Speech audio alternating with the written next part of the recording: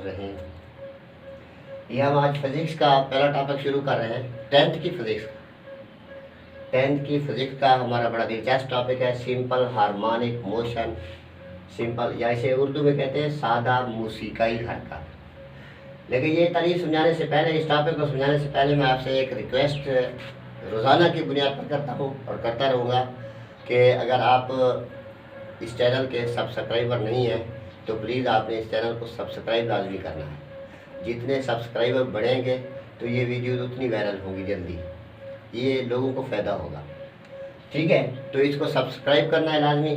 तो हम चलते हैं सिंपल हार्मोनिक मोशन की तरफ। इसकी तारीफ़ है, सिंपल हार्मोनिक मोशन से मोशन करते हुए जिसमें जो एक्सेलरेशन पैदा होता है वो डिस्प्लेसमेंट के डायरेक्टली प्रोपोर्शनल होता है और उस एक्सेलरेशन की जो डायरेक्शन है सेम है वो हमेशा वस्ती पोजीशन की तरफ होती है, मीन पोजीशन की तरफ होती है। तो बात दोबारा सुन लें, जब कोई जिस मोशन करता है तो उसमें एक्सेलरेशन पैदा होता है। एक्सेलरेशन डिस्प्लेसमेंट के अगर डायरेक्टली प्रोपोर्शनल हो और एक्सेलरेशन की सेम वस्ती पोजीशन की तरफ हो तो वो जो मोशन होती है वो सिंपल हार्मोनिक मोशन होती है। इसकी बहुत सी एग्जांपल है हमारे पास। अगर हम किसी चीज़ को स्प्रिंग से बांध दें, अगर हम बाल और बाउल सिस्टम को देखें, या हम किसी पेंडुलम की हरकत देखें, ये बच्चों के झूले की हरकत देखें, ये सारी सिंपल हार्मोनिक मोशन है। तो तारीफ मैंने लिख दिया है, सिंपल हार्मोनिक मोशन से हरकत करते हुए जिसमें एक्सेलरेशन वस्ती पोजीशन से डिस्प्लेसमेंट के डायरेक्टली प्रोपोर्शनल होता है और एक्सेलरेशन की सेम हमेशा वस्ती पोजीशन की तरफ होती है। अब हम इस एग्जांपल से इसकी वजाहत करेंगे, इसको एक्सप्लेन करते हैं सिंपल स्प्रिंग से बंधे हुए मास की मोशन। ये इस डायग्राम पर आपने गौर करना है। ये हमारे पास एक स्प्रिंग है, ये जिस सतह पर रखा हुआ है वो सतह फ्रिक्शन लेस है, स्मूथ है, यानी बे फ्रिक्शन है, बेरगड़ सतह है। अब इसके साथ हमने एक मास अटैच कर दिया है m। अब ये स्प्रिंग नॉर्मल पोजीशन में है तो इसकी इस पोजीशन को कहा जाता है वस्ती पोजीशन या मीन पोजीशन। अब हम क्या करते हैं, अब हम इस मास को पकड़कर इधर फोर्स लगाते हैं, खींचते हैं। जब हम फोर्स लगाते हैं तो वो फोर्स इस स्प्रिंग में स्टोर हो जाती है। अब जब हम इसको रिलीज करते हैं, इसको छोड़ते हैं, तो इस रिस्टोरिंग फोर्स की वजह से ये मास वापस ओ की तरफ आता है और फिर इनर्शिया की वजह से ये ओ पर ठहरता नहीं है, रुकता नहीं है, बल्कि ये पोजीशन बी की तरफ चला जाता है। अब इसकी थोड़ी सी एक्सप्लेनेशन ये है कि ये ओ से पॉइंट ए तक ये ए जो है ना, ये इसकी इंतहाई पोजीशन है। इसके दरमियान जो फासला है हम उसे एक्स से ज़ाहिर करते हैं और उसे कहा जाता है डिस्प्लेसमेंट। क्या कहते हैं? डिस्प्लेसमेंट। तो ये जो इसमें जब हम इसे खींचते हैं, इसको खींचते हैं तो हम फोर्स F लगाते हैं और जब हम इसे रिलीज करते हैं तो वही फोर्स स्प्रिंग इस पर लगाता है जिसे हम रिस्टोरिंग फोर्स कहते हैं। तो हुक्स के कानून के मुताबिक, हुक ने अपना कानून बताया था, यही रिस्टोरिंग फोर्स F ये डायरेक्टली प्रोपोर्शनल होती है x के। ये माइनस की मैं अलामत इसलिए लगा रहा हूँ कि ये हमारी लगाई गई फोर्स के मुखालिफ सेम में होती है, या हमेशा ये वस्ती पोजीशन की तरफ ये हरकत करेंगे। F proportional to minus x। अब F is equal to K constant लगाकर x लगाएंगे। ये जो k है ये स्प्रिंग कांस्टेंट है। वैसे तो ये प्रोपोर्शनैलिटी कांस्टेंट है, तनासब का मुस्तकिल है, लेकिन यहाँ ये स्प्रिंग कांस्टेंट है।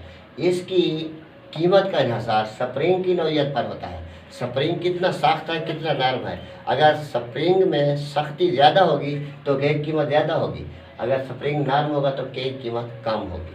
तो हम इसे यूँ भी लिख सकते हैं, न्यूटन के कानून के मुताबिक F बराबर M A, F is equal to M A. इस इक्वेशन को हम इधर ही रख देते हैं। पहले हम के की वजाहत करते हैं, के इज इक्वल टू एक्स, इधर बटे हो जाएगा ये माइनस एफ ओवर एक्स। तो के की अगर हमने तारीफ पढ़नी हो स्प्रिंग कांस्टेंट की, फोर्स और डिस्प्लेसमेंट के दरमियान निस्बत, ये बटे निस्बत या रेशो होती है। फोर्स और डिस्प्लेसमेंट में के दरमियान निस्बत को स्प्रिंग कांस्टेंट कहा जाता है। अब k इज इक्वल टू ये माइनस एफ की बजाय हम एम ए लगा देते हैं ओवर एक्स। हमने दरअसल एक्सेलरेशन पढ़ा था, एक्सेलरेशन, ये एक्सेलरेशन तो हमने एक्सेलरेशन ही इस इक्वेशन से निकालना है। इसको हम यूँ भी लिख सकते हैं, ए इधर ही रहे तो ये एक्स ऊपर चला जाएगा के एक्स, और ये एम बटे ये एम बटे। अब ए इज इक्वल टू ये के ओवर एम, ये के कांस्टेंट है और मास जिस्म का जितना भी होगा 10 ग्राम का होगा 20 ग्राम का, ये भी कांस्टेंट होगा, तो ये एक्स ये माइनस। अब अगर हम कांस्टेंट को ख़त्म कर दें तो फिर वही प्रोपोर्शनैलिटी, ये माइनस एक्स।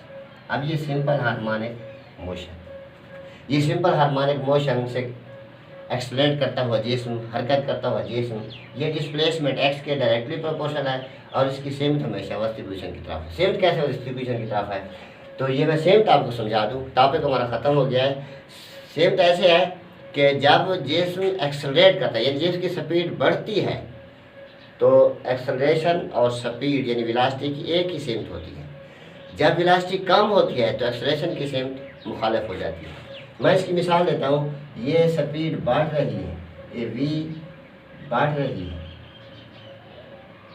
रही है, तो एक्सेलरेशन की सेम्थ भी यही होगी। ये वेलोसिटी कम हो रही है, ये v कम हो रही है,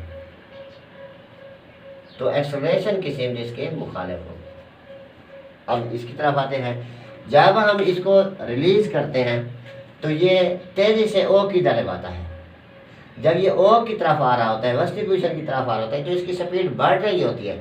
जब स्पीड बढ़ रही होती है तो एक्सेलरेशन की सेम्थ भी ओ की तरफ होती है, क्योंकि स्पीड बढ़ रही है। लेकिन ओ पर आने के बाद जब ये बी की तरफ जाता है तो फिर इसकी स्पीड कम होती है, क्योंकि अब ये इंतहाई पोजीशन पर जा रहा है। इसकी स्पीड कम होती है। जब इसकी स्पीड इधर कम हो रही है तो एक्सेलरेशन की सेम्थ उलट हो जाएगी, मुखालिफ हो जाएगी। तो जब ये इधर आ रहा था, इसकी स्पीड बढ़ रही थी, एक्सेलरेशन की सेम्थ यही थी।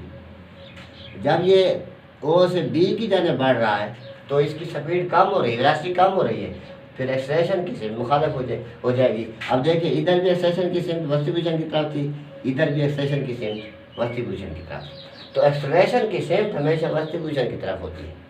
ये हमारा था स्प्रिंग से बंधे हुए मास का मोशन।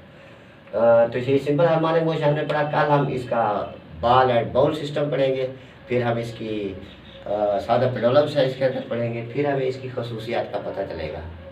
तो ये हमारा पहला टॉपिक था, simple harmonic motion. Best of luck, wish you good luck.